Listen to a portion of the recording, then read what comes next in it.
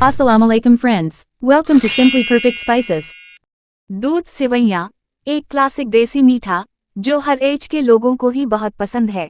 सिवैयाँ दूध, खोया, किशमिश, बादाम से बने वाला ये मज़ेदार मीठा ईद, दावतों और आम और ख़ास मौका पर बनाया जाता है। रबी अव्वल स्पेशल में आज इसको बनाते हैं।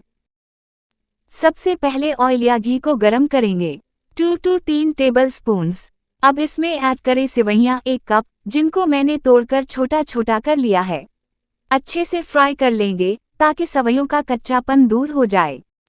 अब ऐड करें दूध 3 कप, अगर पतला है तो 4 कप डाल दें।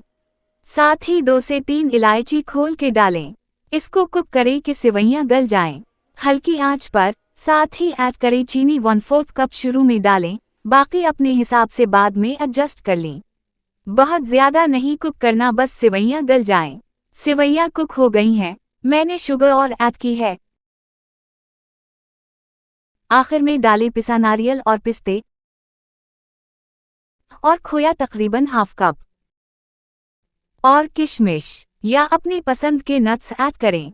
मिक्स करें और सिवैयाँ रेडी हैं। इस स्टेज पर अगर सिवैयाँ बहुत ड्राई लग रही हैं तो दूध या पानी और ऐड करें।